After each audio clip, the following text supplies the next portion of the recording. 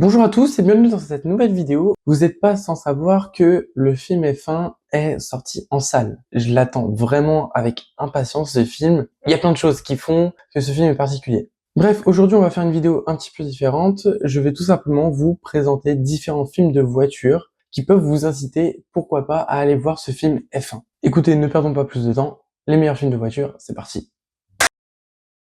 Pour les grands fans de cette saga, nous n'allons pas parler de Fast and Furious aujourd'hui, même si c'est une immense saga de voitures, c'est peut-être la référence dans le cinéma populaire, tu vois. C'est un peu comme Mission Impossible, tu vois. On peut pas vraiment faire une vidéo sur un film, il faut vraiment faire une vidéo sur la saga complète. En plus, c'est pas une saga que j'ai vraiment poncée, et du coup, je préfère vraiment vous parler de films que j'ai vus. Certainement qu'un jour je ferai une vidéo Fast and Furious, mais pas aujourd'hui. Mais ça n'empêche que j'ai relevé 5-6 films qui pourraient être vachement intéressants à regarder avant ce film F1. Qui dit voiture ne veut pas forcément dire que tout est filmé en live action, tout ça. Et ça, Pixar l'a bien compris, puisque je vais évidemment parler de Cars. Ça, pour le coup, la trilogie Cars, je l'ai poncé. Je l'ai vu je ne sais combien de fois chacun des films, et c'est vraiment un film, le premier, qui a bercé mon enfance. Cars, le premier, est sorti en 2006, et waouh quoi, même quand je le regarde aujourd'hui, c'est encore un truc, il y a peut-être un effet nostalgique aussi, mais c'est vraiment l'ADN de la course. C'est ça, c'est en plein milieu, c'est du NASCAR, c'est génial. En plus, les personnages sont touchants, ils ont tous un but dans la vie, un truc qui les ronge, si on prend Edson Hornet, Flash McQueen, même Martin, ou encore Sally, tu vois, genre, ils ont tous ce petit développement de personnage qui fait que on s'attache à tout le monde, qui fait qu'il y a un moment du film qui rend tout ça vraiment triste, et des moments super drôles, notamment avec Guido. Pit stop. Et ce final qui est tout simplement, même après l'avoir vu des dizaines de fois, te fout encore des frissons monumentaux, quoi. Donc voilà, pour tout ça, le film Cars, c'est vraiment une référence que je tenais à mettre dans ce top, c'est purement personnel. Ensuite, le 2, si vous voulez le voir, bah je vous le conseille aussi. Il est différent, on est moins axé sur la course, on est plus axé sur un autre personnage, sur celui de Martin, et il y a plus un côté James Bond, tu vois, qui est pas déplaisant. Moi, j'avais beaucoup aimé celui-là, mais pour ceux qui étaient fans du premier film à la base, c'est vrai que ça s'écarte pas mal de ce qu'on avait eu l'habitude dans le premier, et donc il a reçu un accueil mitigé. Et après, il y a eu le 3 qui date de, il y a pas si longtemps, peut-être 2021 ou 2022, il me semble. Attends. 2017! Je vais me prendre un coup de vieux. Bon, 2017. Et dans ce Cars 3, on retrouve un peu ce qui avait fonctionné dans le 1, avec des petites nouveautés assez sympas quand même. Cet avenir de la course qui se profile, qui est vachement intéressant. Et aussi le fait que Flash McQueen se retrouve un peu à la place de Hudson Hornet, si on compare au premier film. Et je trouve que c'était une manière idéale de boucler la boucle, tout simplement. Est-ce qu'un Cars 4 mériterait de voir le jour? Je pense pas. Je pense que la trilogie est très bien comme elle est, même s'il y en a qui vont dire le contraire. Donc, si vous voulez passer un agréable moment en famille devant un film de voiture, Cars, c'est parfait. C'est Pixar, quoi.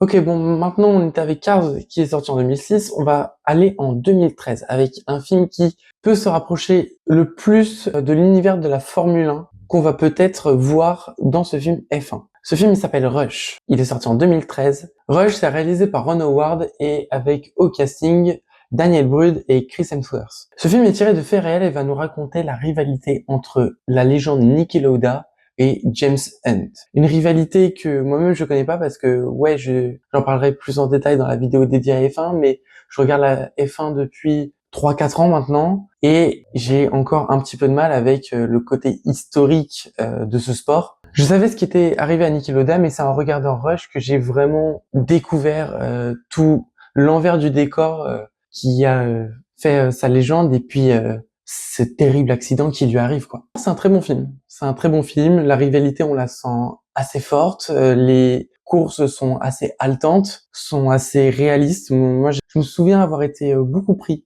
par les scènes de voiture, justement, de pilotage. C'était vraiment assez impressionnant. C'est pas un spoil, hein, de toute façon. Si vous connaissez un peu la F1 Niki Lauda, vous savez que il a eu un grave accident qui lui a brûlé une bonne partie du corps et du visage notamment. Et quand on vit cette scène et qu'on voit comment il s'en est sorti, c'est assez terrifiant. C'est assez terrifiant, les scènes sont dures. Je me souviens que c'était vraiment un moment difficile du film, mais c'est ça aussi qui le rend aussi palpitant, aussi fou, quoi, aussi bon. C'est que quand t'as cette rivalité, cette tension entre ces deux hommes, tu sens la tension qui est là. Pendant la course, t'as toute l'adrénaline qui va avec. Enfin, je trouve que ça retranscrit parfaitement ce qu'on peut ressentir lorsqu'on fait une course, quoi. Et justement, quand il y a l'accident, bah, t'as plus trop envie de parler ni de respirer et tout. Tu te demandes s'il va s'en sortir, alors que si tu connais la légende, bah, tu sais très bien que il s'en sort et tout. Et bah, quand il souffre, tu souffres avec lui. Enfin, ce film te fait ressentir exactement les émotions que tu dois ressentir au moment précis. Et rien que pour ça, ça en fait un très bon film de voiture. Et un très bon film en général. Voilà avec Rush. Maintenant, on va faire encore un bond de 6-7 ans. 6 ans pour être précis. On se retrouve en 2019 avec là un film que j'ai adoré voir au cinéma. C'était juste génial. J'ai dû le revoir 2 ou 3 fois après. Et il est toujours aussi bon. C'est Le Mans 66. Réalisé par Jess Mangold et avec à l'affiche Christian Bale et Matt Damon. Ce film ne parle pas de F1, mais parle d'une autre course mythique qui s'est déroulée au moment où sur la vidéo. Je crois que ça doit faire une dizaine de jours qu'elle est terminée,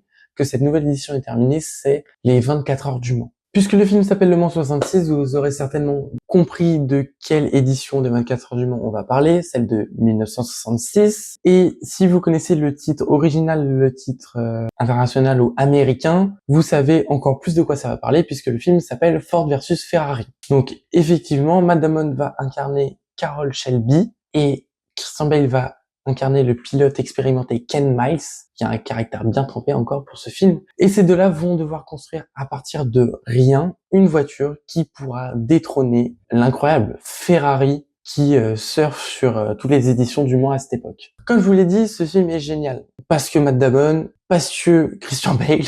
Moi, ce que j'adore dans ces films-là, c'est qu'on a l'envers du décor. On n'a pas juste de la course, juste des pilotes, juste des mécaniciens qui réparent ça. On a tout l'envers de cette rivalité, de la construction de cette voiture, l'aspect sportif, l'aspect financier, les personnes qui ont un point de vue et qui veulent jouer un rôle dans cette construction, dans cette bataille, qui foutent plus la merde qu'autre chose. Enfin, il y a pas mal de points de tension dans le film, de personnages où tu te dis, lui je l'adore et lui c'est un sacré connard. Il y en a pas mal des comme ça et qui font que ce film peut basculer à tout moment. D'autant plus qu'on n'est pas sur une course d'1 heure et demie de F1. Comme son nom l'indique, c'est une course de 24 heures, les 24 heures du Mans, et c'est encore plus indécis. La voiture, elle peut lâcher à tout moment. Les mécaniques sont mises à rude épreuve. Les corps aussi sont mis à rude épreuve. Et je trouve que pour le coup, même si le circuit du Mans, on a du mal à le reconnaître, notamment parce qu'ils n'ont pas tourné au Mans, et que pour certains puristes, il peut paraître que très peu réaliste, on a tous les éléments de la course. Malgré tout ça, on retrouve, comme dans Rush, tous les éléments qui font que cette course est magnifique. Les limites physiques et mentales qui sont mises à rude épreuve, la mécanique de la voiture, toute la tension que provoque cette course, l'adrénaline, les péripéties, enfin 24 heures, vous imaginez pas le nombre de choses qui se passent. Et surtout, il y a quand même quelque chose d'assez ouf. Forcément, tu roules la nuit. Et la nuit, il y a tout qui change. La nuit, t'as l'impression que c'est une autre course qui commence. Les conditions changent de tout au tout. Et pour ces raisons, je vous conseille grandement d'aller voir Le Mans 66. Parce que on ressent tout ça. Ok, il nous reste à présent 2 films dont on va parler et tous les 2 sont sortis en 2023. Il y en a un, je suis un peu mitigé, je suis très mitigé même par rapport au film qu'il a fait, mais c'est un réalisateur ultra connu. Je sais qu'il peut plaire à certains et les acteurs sont très bons dedans. C'est le film Ferrari. Je crois qu'il est sur Prime Video, il est sorti en 2023 et réalisé par un grand nom du cinéma, nul autre que Michael Mann. Est-ce que vous devinez pas de qui on parle? On parle bien sûr de Enzo Ferrari. Donc on est sur un biopic retraçant une partie de sa vie et je précise bien une partie parce que c'est justement ce qui m'a gêné dans le film. C'est qu'on retrace une partie, une seule. Mais quand je dis une seule, c'est même pas genre quoi. On retrace la moitié de sa vie, on retrace, je sais pas, toutes ses carrières depuis la création de sa voiture à sa fin. Non, on retrace un an. J'avais déjà fait une critique sur ce film. Je sais plus si elle est encore disponible. Peut-être je vous la remettrai en barre d'infos, on verra. Mais voilà.